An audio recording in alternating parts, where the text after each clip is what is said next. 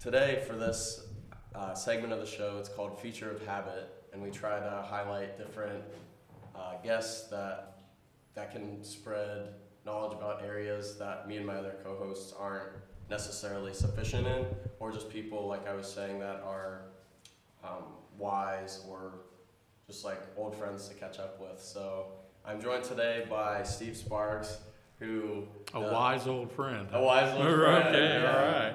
Has been able to impart a lot of wisdom in my life. Yeah, welcome to the show. Thanks for coming on, Steve. Thanks for having me. Absolutely. All right. And if you don't mind maybe giving our listeners, all two of them, an idea of maybe your background, some of your interests, and we can jump into it from there. Background and interests. Well, background as far as just my life story, my work, or what? Whatever you'd like to share, yeah. Well, honestly, as a young man, when I was your guys' age, I was a habitual, since we're using that topic, habitual drug addict. And which formed and fashioned my life in a lot of ways. But at the age of 29, I was set free from that. And through my life experiences after that, I got involved with 12-step fellowships, and then from that proceeded into the church, a relationship with Christ. Awesome. Which was about 5 years down the road. And from there, lots of doors opened. So that's how I worked in several homeless shelters, running those. Worked in men's treatment centers, and currently work for a company that runs a treatment center, but I kind of stepped back behind the scenes and I'm working in their lab now. So, but that's where I'm at as far as that's concerned. And so Pathway to Hope is where you're at right now, right? Actually, it's just modern psychiatry and wellness. Oh, is that with Dr. Moss, correct. Okay. Mm-hmm. Yeah. And he's kind of been doing some interesting research in Hamilton, right? Or treatment. He does a lot of research and stuff. Yeah, he does. And is that mostly in anxiety, depression, drug addiction sort of area? We deal with both, and then we deal with people who struggle with both. So you have some that are just, it's mental health. We deal with some folks that are strictly addiction, and then you get a lot of folks who have both. Yeah. And that's the clientele or the folks that we work with. That's understandable too, because I'm thinking about someone dealing with maybe mental illness or anxiety, depression. Mm-hmm. If you maybe might not know another way to cope than with substance, or maybe that's something that you've just grown up around or just seen. As far as getting out of drug addiction, is that something you'd be willing to talk about a little bit as far as what motivated you to get out of it? Or sure. I know you talked about the 12 steps, but was there a turning point, or is it just kind of like a gradual phase? Honestly, the greatest motivator was pain. What I found, I started using when I was 13, and what I thought was freedom was honestly ignorance and rebellion. But it was something that I gravitated to, and it consumed me. And after it consumed me, it pretty much destroyed me, and it took everything I had. So emotional pain, psychological pain, physical pain, incarcerations, car wrecks, you name it, all that stuff was going on, and it just created an internal pain that I just couldn't deal with. And that, if there was a motivating factor to get clean, the pain was it, honestly. Yeah, that's one of the concepts we talk about on the show as far as the suffering in life, and some of it is undue, or the world consists of a lot of suffering that we can't control, but what are the actionable steps that we can try to take to make life meaningful despite the suffering? Yep. Yeah, self-inflicted suffering is a little different. Yeah. Yeah, life in general can be just pretty rough. Yeah. And honestly, what set me free, is honestly it was God, and that's just how I approach it. And at the Absolutely. time, I didn't even really know it. But as things began to be revealed to me, it was like, It's kind of interesting too how I think there's a notion that people don't believe in God, but that doesn't necessarily mean He doesn't exist. Because at that point in your life, you weren't necessarily maybe seeking out God, but that didn't mean He wasn't existing, like yes, working through you and in you, you know, to right. make Well, that honestly, change. what I wasn't seeking was seeking me. Mm. And from a scriptural perspective, He says, I will be found by those who weren't even looking for me. Wow, So, yeah, wow. I mean, that's my experience. that's powerful. It was. Yeah. It was life changing. And it took me a period of years to come to that revelation. I didn't just open my eyes and go, oh, wow, God is great, God is good, and everything was perfect. It just never was that. Yeah. But things began to happen, and He began to draw me and nurture me and walk me in a different direction, and it reached to a point where I couldn't deny it anymore.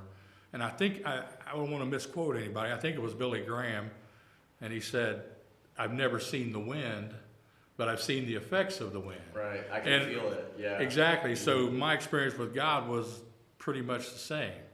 I didn't really understand Him, not sure that I even believed, but there was things that began to happen that I couldn't deny. Yeah. And eventually the light came on. And So then you're learning these lessons as a young man. So you said you were 29? 29 when I got 29, clean. okay. And so so you've gone through 12 steps and you've accepted Christ around this time as well? Or was Yeah, that later? I got clean in 1990, and I actually accepted Christ in 1995. 95, okay. And so it was about a 5-year span. 5 years span. Yeah. So then within those 5 years and then maybe thereafter, you know, once you've accepted Christ, what were you working, or were there positive influences you're able to surround yourself with, or like mentors to kind of help kind of like lead you in that way or in that path? Somewhat, not a lot. The 12-step fellowship was something I was introduced to in treatment. And I had tried it before, and I didn't do what it said. So I won't say it didn't work. I didn't work it.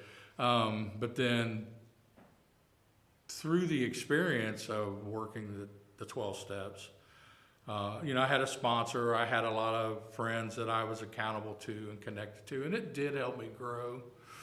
But honestly, it was just more of a personal searching, I think, to actually come to the revelation of Christ. And then, and it's Him. I think that's a great misconception that a lot of people have, that we find Him, but He says He calls us. Yeah. So it was just learning to listen to that inward draw of Him calling, which a lot of people may think is freaky or whatever, but to me, that's been my experience. Yeah. And then as a Christian, I've been involved in the church and worked in the homeless shelters, the missions, and different things like that. And there was always people over me, and I've had some good godly examples, absolutely. Yeah, and that's where we met, was through Surf City Homeless Shelter in Absolutely. Hamilton. And I remember there were quite, during our time going there was quite a few people at the front desk, but you were definitely one of the most like engaging, kind people, always very welcoming, always willing to talk, always willing to share your time, which, understandably a lot of people are hesitant to do because, they're busy doing their own things. But, Right. one thing that's stuck out to me about you even at that time when I was a young man was that you made yourself available to people. You kept a healthy boundary, obviously, for yourself, but like whenever you were at the shelter, you were talking to people, you were engaging. Right. You weren't just sitting there like hoping the day was gonna end. Watching the clock. Right. And I think something for myself, just kind of in taking away from that is not trying to be a person that's just, getting in and getting out of your job, but like trying to make what you're doing have meaning and establishing really good personal connections, like you Right. did. Yeah. Yeah, honestly, even though I worked at Hope House for 10 years and in Surf City for 5, and even though there was a job factor to it, I don't really think I ever approached it as a job. I mean, I left a really good job, honestly, to go into ministry. I was working for Xerox. Oh, really? And yeah, and that's when the Lord called me into ministry. I didn't even really know where it was leading, but actually was pastoring a church, and then that's how I was introduced to the Hope House. And that's really for me when the type of ministry that I felt like I was called to began to happen, working with the homeless and addicted, which was a lot of what I had come out of. So, I was never technically homeless, but I was very much addicted and yeah. very close many Right. times. So it was a very familiar arena to me, and I always felt more comfortable ministering in that atmosphere than I have ever felt ministering in a church. Though I still do that as well. Yeah. Right? That's more of my calling, I believe. I think there are so many pastors that are behind the pulpit, Mhm. maybe leading their church, but then that in and of itself seems exhausting, so they're not maybe as engaged in the community or Right. in other areas. So that's really cool that you're able to balance both and to not maybe get burnt out by it, or was that your experience? Were you ever kind of? I did, when I first started at the Hope House, my wife and I were running a church. I think we did it for 3 or 4 years. But the ministry at Hope House was growing so fast. It did what you just said. It was exhausting. Yeah. And it's like, okay, we're basically ministering to the same people at church that we're ministering to at the shelter. Okay. It seemed kind of redundant. So we shut the church and focused full time on the homeless shelter. So you're at Hope House, and you're working, volunteering, or? We went there on New Year's Eve, 2001, as the church to serve dinner. Okay. So within 15 minutes of being there, I was offered a job. Wow. And the guys told me I could teach Bible study, I could do whatever I wanted to do ministry-wise. I just had chores that I had to get done, and I had to take care of the people, right? So I took the job, and I was told it would be part-time, no insurance or nothing. Mm-hmm. It was never part-time. Within a month, I had insurance, and what was really wild, within 9 months, every staff person there pretty much left. And then my wife and I began running the shelter with very little to no experience. What was that process like with everyone leaving? Was that just natural turnover, or were things starting to change? It was, I think the lady that founded the ministry had been there for 17 years, and her mother had got sick.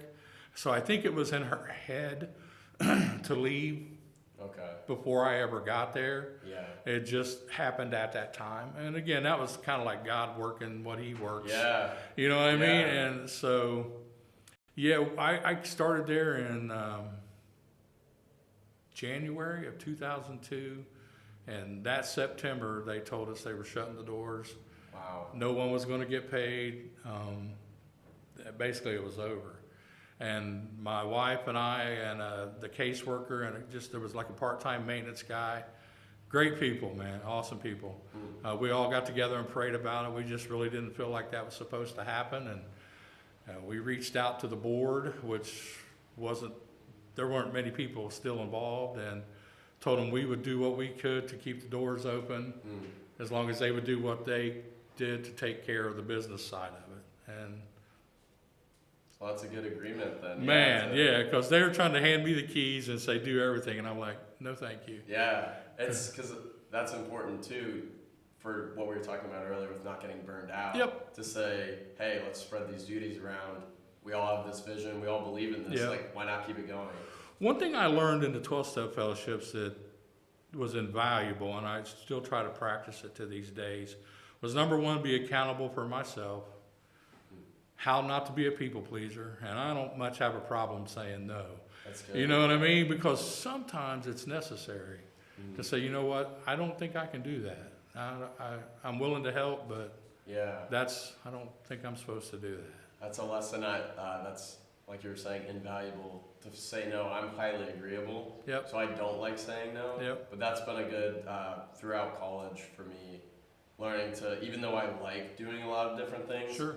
my overall well-being will decrease if I'm not balancing and having boundaries, which are very important. But so you guys are at Hope House, and you're keeping it open. What are the next couple months like after that agreement's made? Like everyone's buying in, going to keep the doors open. Like what happens from there? It was insane.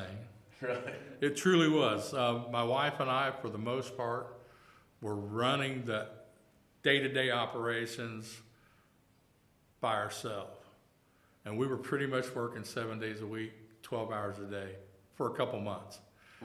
And you were saying before, with no prior experience to run it. Just the 9 months that I Just had the worked 9 the front months. desk. Okay. Yeah.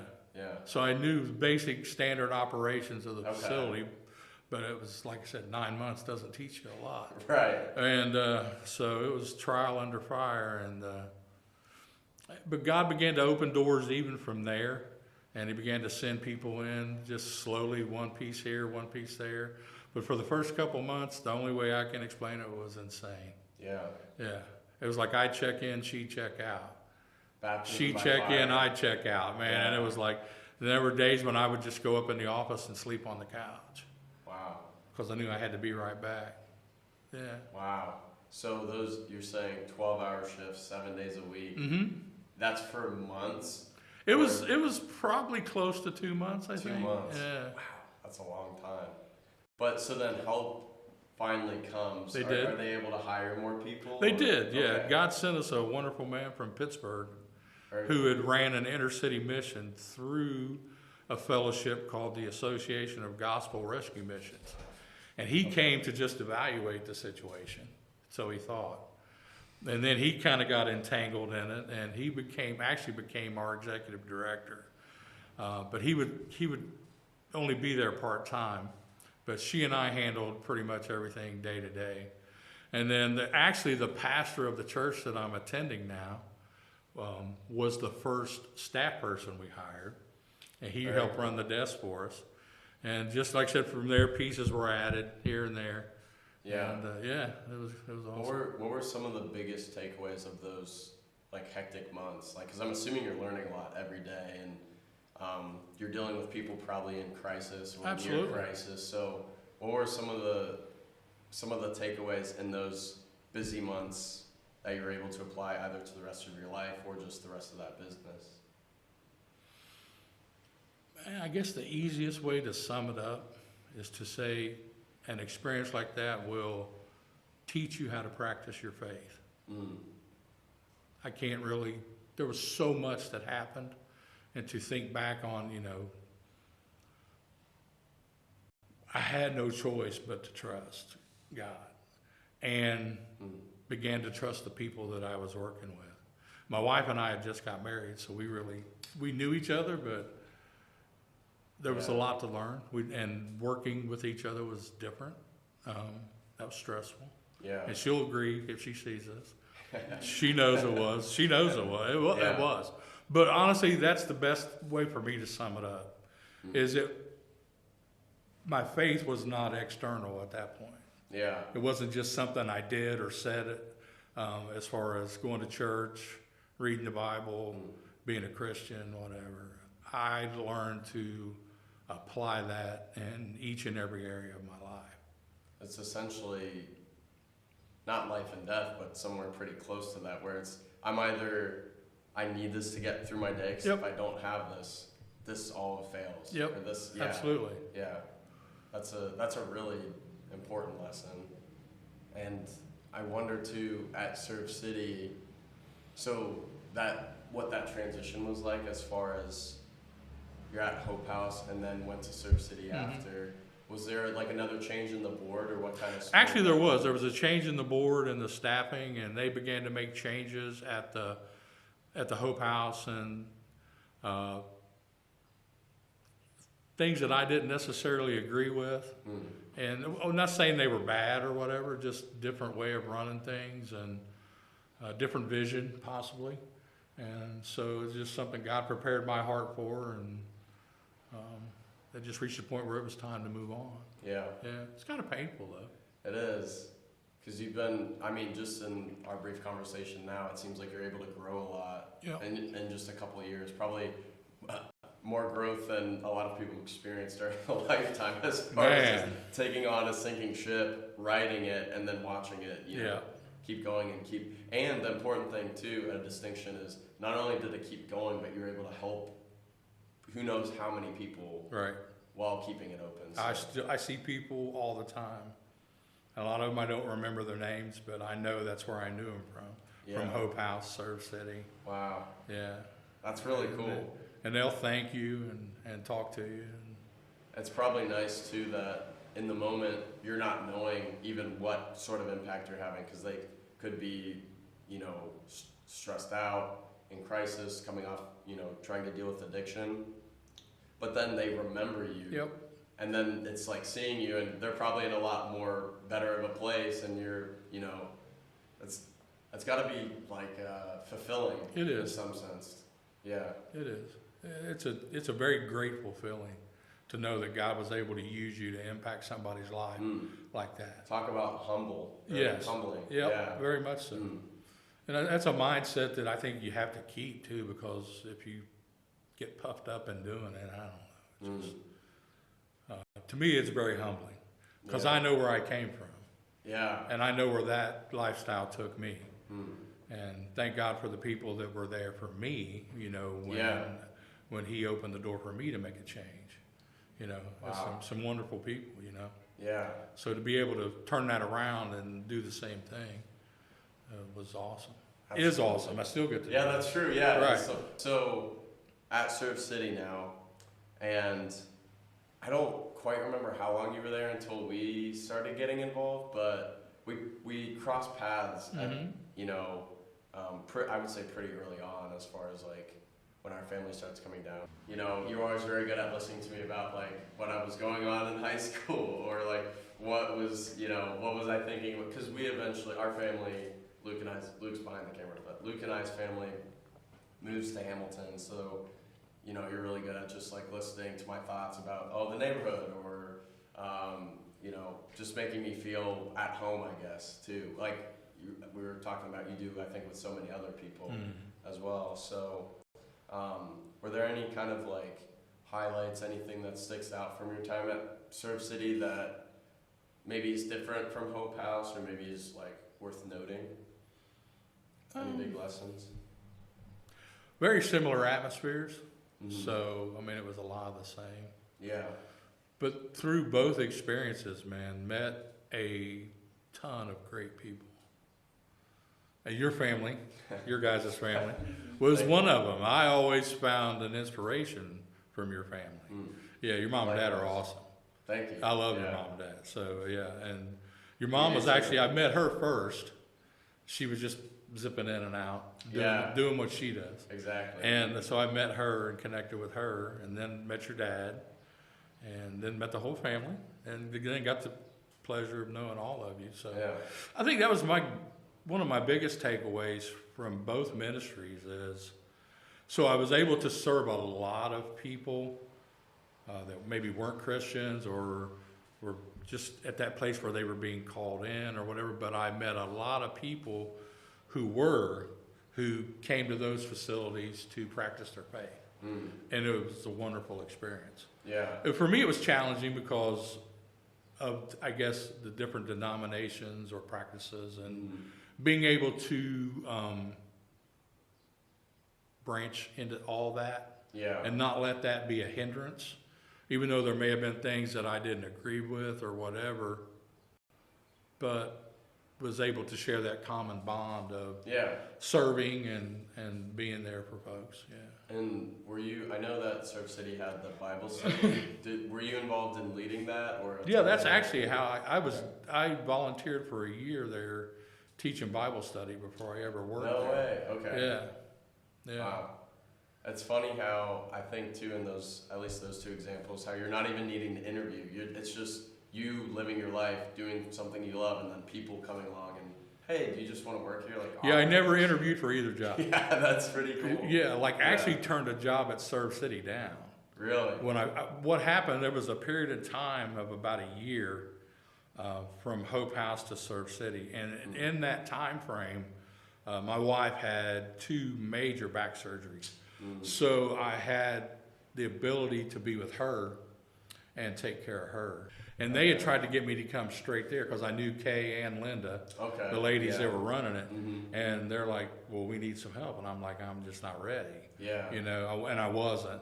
And then after about a year, Kay called me up one day and she's like, are you finally ready to come back to work? And I was like, you know, I think I am. That's awesome. So it was an automatic transition into it. And it was like I'd never really left or had been there the whole time. Yeah. It was that natural of a transition. That's a good, as far as like just culture fit, you know, it's nice to be at a place where people want you and are excited. Excited to have you there, part of the team. So it was a good feeling. Yeah. So, but as far as day-to-day stuff, pretty similar. Very Probably a lot similar. more balanced, though. Not as busy as Hope House. Not 7 12-hour days. The major difference, well, that didn't last forever. Right. But there was always a lot of hours. So I've worked more hours at Hope House because I went from that position to being in a position of leadership, like over the men's facility and just a lot of different things over the staff. So I had some responsibilities at Hope House that I never had at Surf City. Okay. Yeah, so I wasn't over any of the staff or anything like that. Was that refreshing to kind of? Yes. Okay. It was. Have that space. Yeah, I enjoyed both, but it was. But at the biggest difference I found was the actual buildings themselves. Hope House was in a huge old hotel, and it was spread out all over the place. Yeah. And so you were chasing people all over, and Surf City was very centrally located. Yeah. So it was much easier to run it. Yeah. So then Surf City comes to an end, and you get this opportunity with Dr. Moss. I'm curious to see how that came about. Was that something you guys have been talking about? And he just offered you something, or was that something you were like seeking out? Actually, I met the pastor who was, Dr. Moss is like the CEO. The gentleman that I met, his name was Patrick. Can't remember his last name right this minute, but he was the men's director over the men's treatment program. But he was a pastor, and I went to his church one night with a friend, and again, another door just opened. Yeah. And he asked me to come and teach Bible study the very first time I met him. Yeah. Why don't you come and teach Bible study? And I'm like, I don't even know you. Yeah. Right? I mean, that was the thought that went through my head, but I guess maybe God showed him something. So it was a real similar scenario. I taught Bible study there for like a year. Yeah. Before I actually took a job there. But they kept pestering me to put in an application. So eventually I did. That's awesome. It was a nice change. It's got to be nice. It seems like for each of these positions you're going for, it's people, you know, you might meet them somewhere or, you know, doing something that you're interested in, but then they're the ones reaching out to you. Hey, Steve. Steve, why don't you come? All three. Yeah. Yes. Yeah. So that's really cool. I never replied. I mean, I've officially had to apply for the jobs. Yeah. But I never applied for any of those jobs. Yeah. I never went to them. Excuse me. I didn't go to any of them and ask them for a job. Right. They all came to me. Came to you. It was nice. Do you see any similarities between what you're doing with Surf City and the Hope House to what you're doing now? Yeah, absolutely. Okay. Well, technically, right now I work in the lab. Oh, that you were so I saying spend that. a lot of time by myself. Okay. But it's kind of been like a little break for me because it was 18 years between the 3 facilities.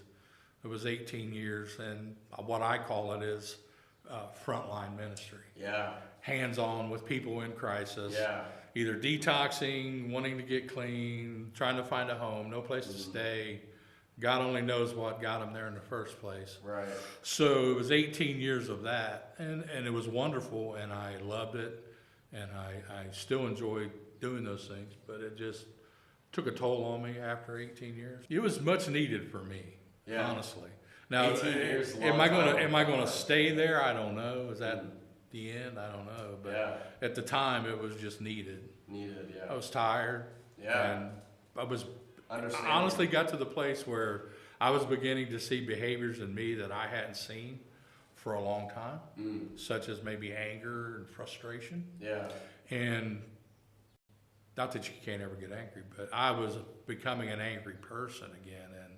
And I was able, thank God, to see that. And I had to step back from that. Well, one of the doors is, and I was just talking to another staff person about this Friday, and one of the doors that it's actually opened for me, and it's given me an opportunity to minister to staff instead of clients. And I can still do that sometimes because I interact with the clients still. Okay. But it's given me a great opportunity to minister to some of the staff. Very cool. Amazing. Yeah. Yeah. And they need it. Yeah. Don't we all, right? Absolutely. Yeah. And I think something that you had said on the last question that really stood out to me was, it's okay to be angry, but you don't want to become an angry person. And Right. there's a distinction there.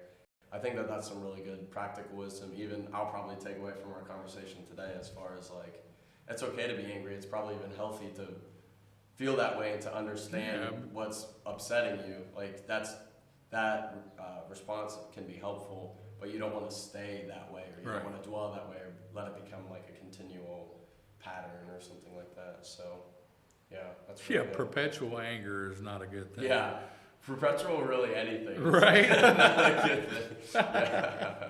Right. Yeah, as far as negative emotion, but yeah, I was curious to see if you had any like plans or dreams of your own as far as like opening your own shelter. I know you have so much experience, and I know you're kind of resting right now, but has that ever been something on your mind, or like a dream that you've had? Not really. Not really? Yeah. Honestly, no. If I were maybe a younger man again, possibly, but I'm not as young as I used to be. Fair enough. I'm not like dead yet or nothing, right? But and honestly, I don't know. It's something, and this was pretty cool that you brought that up. You talk about your dreams and stuff, and it, not to again beat on a modern theme in the church, but I hear a lot about people fulfilling their dreams, and what is my understanding as a Christian is that I need to submit my dreams to God, to His will, right? Because we're here for a purpose. Yeah. To fulfill, be His body in the earth. So, and it's not that you can't have dreams or anything like that, but I just need to make sure what I desire lines up with what He desires, because I don't know where He's going to take me. Yeah. And I think that's a bigger necessity for me. I think that's more important, is to just be open and say, hey, Lord, what would you have me do? And if He says, okay, go run this shelter, then I got to find it inside of me and my relationship with Him to go do that, instead of just saying, for me, that's what I'm going to do. Yeah. Because that desire to minister and do those things is still in me, very strong. So where that, and again, I've been talking to my wife about this. I don't know where this is going to lead. Yeah. I don't see me necessarily, I don't know, running the lab, being in the lab again until I retire. Yeah. And maybe I will, I don't know. Yeah. But what that does offer me is a lot of free time. So it may open up a door outside of work, per se, to get back into that field of ministry again, something like that. So that's a really good way of viewing life, and just, what's the saying? Something like, we make plans, God laughs. Yes. Something like that. Right? Yeah. So that very much falls in line, I think, with that kind of quote, as far as, and you strike me as someone too, like we were talking about at the top, as someone that's open to the right opportunity, using the discernment of God to judge when that is, or what it is. And what I've found is resisting His will is pretty painful. Yeah. Yeah, it's. I can use my natural example of working for Xerox, which in my eyes was a very good job. You know what I mean? And from a natural perspective, it offered a lot, right? But I knew in my heart that he was calling me out of there, Mm. right? I just knew it. Yeah. But I resisted. And what went from being in the natural one of the best jobs I've ever had and enjoyed being there, was a valued team member. Yeah. All those things that you say are important, right? Right. The 401k, the insurance, Yeah. the money, Yeah. you know, they need me, they love me, whatever. Mm-hmm. I got to the place where I couldn't stand going in there. Mm. Why is that? Well, because it's not where I was supposed to be anymore. Mm. And he was trying to get me to go in another direction. Wow. Which honestly takes us back to the very first statement when we started. What motivated you to get clean? Yeah. Well, what motivated me then is what motivated me and to make a lot of decisions in the Lord. And it may sound strange to some people, but when I'm out of His will, I tend to find a lot of pain. Mm. Yeah. You know what I mean? It's just not comfortable. It's not a comfortable place to be. Yeah. But when I'm in His will, even when it's a painful situation or a tough situation, I find that peace because I'm where I know I'm supposed to be. You know, given your experience, like you've been through pain, like you know what that's like.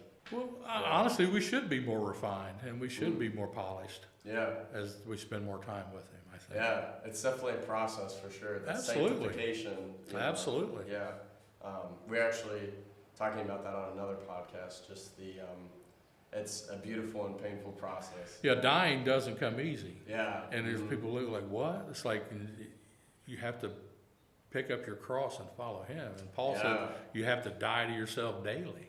So I have a will that wants to do what it wants to do. Yeah. Right? And a mind that'll run wherever. I let it go if I let it go. Yeah. So I have all that. But he says I have to bring all that into submission. Mm. And I have to subject myself to Him. Yeah. Which is another foreign concept in our modern society, you know? Yeah.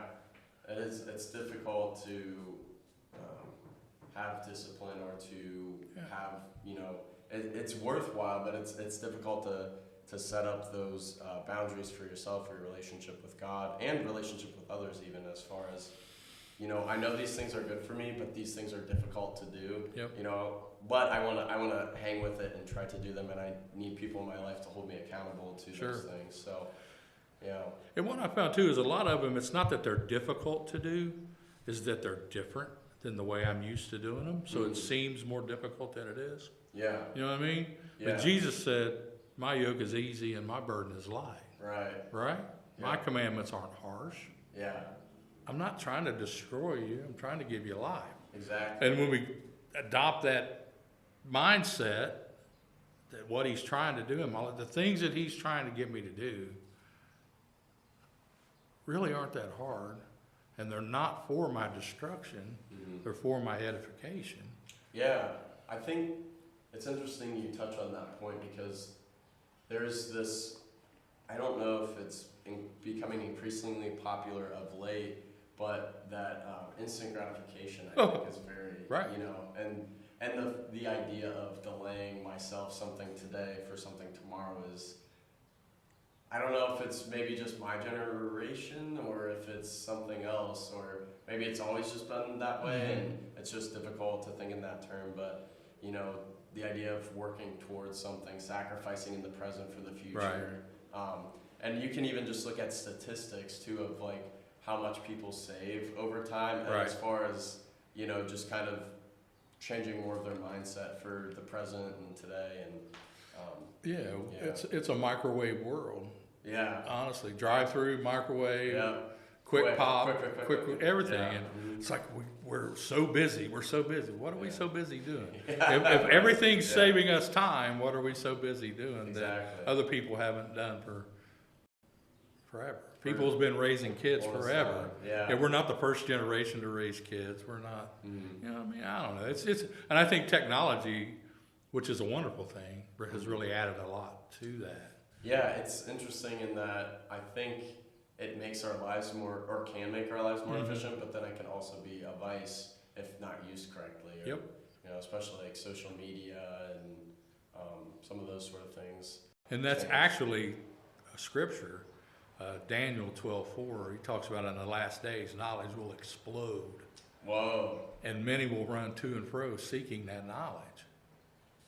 Yeah. And Age of information. man, Yeah. within the last couple hundred years, and especially even the last 30, 40 years, man, technology is just tenfold. Oh, crazy. Yeah. Yeah. Wow. Well, is there any parting final thoughts or wisdom that you'd like to leave me or the audience or whoever else? I'd just like to say this is really nice. It's super good to see you guys, and my memories are good. You know what I mean? And it's when you have that connection with somebody, and then you don't get to see them for a while. I know. You know what I mean? Yeah. And it's nice to be able to refresh that. Likewise. I'll say this. You brought up something as far as impacting people's lives. Working at the shelter, working at the treatment center. Can't say it's a conscious thought when I'm doing it, but what I know today is how I interact with people, man, leaves a lasting impression. Yeah. You know what I mean? Mm-hmm. So when we're out there in ministry, public service, whatever we're doing, it's like to be conscious of how I approach people and interact with them, I think is important. Yeah. Because I don't really want somebody to see me in Kroger's and say, oh, there's that jerk. Right. You know what I mean? You know, it's like, well, you know, you didn't have a very good impact on their lives. And I know there's people, just because of the type of work that I did, that would probably say that because maybe I had to ask them to leave the shelter or confronted them on a tough issue or something like that. And they weren't ready to receive whatever, help, correction, whatever. But it's nice. And again, it happens to me a lot that I see people that I have met through the 3 facilities that either come up and thank me. When they see me, they smile. And you can tell whatever impact that you had was good. Yeah. That's a good feeling, man. That's positive. That's and I think that's something as a Christian, to me, that's Christianity. Jesus said we are the light of the world, right? A light just shines. I don't have to beat anybody into serving him. I don't have to beat anybody into following commandments. I need to first and foremost live it. And then if I live it, they can see it. And I don't, you know what I mean? It's much simpler than it is trying to convince somebody of something maybe I don't even believe in myself. Right. But the Bible says it, so you got to do it, right? But it's like, you know, I have enough trouble getting my own life in line. Without trying to fix everybody else. But at the same time, it's what we're called to do. We're called to be a light to a lost and dying world. So how can I be that light? I can be that light by living in his truth. It reminds me, I'm reading this book right now, and one of the chapters is titled, Set Your Room in Perfect Order Before You Critique the World. So it's one of those kind of, the verse talking about the plank in your own eye before the sawdust and so on. So based on our conversation today and just knowing you for years now, I know that you're definitely a person that has done that and continues to do that for other people as far as helping them set their lives in order, and that's very important. So, well, he helps us set our lives in order. Yeah, that's what he does. That's true. Yeah. He came to give us life, and then he said, "Freely you have been given." Yeah. So freely you give. Right. So it's beautiful. And we got all kinds of sayings now, pay it forward and all this different stuff, which is cool. But that's, to me, is Christianity. Yeah. Is he's real. He changed my life. So let me show you how. Yeah. And it's very simple, and to me has much more positive impact. I think that's a great note to end on. Thank you, Steve, so much. You are welcome. On the show, man. It was a blast having you. All right, man. Good to be here.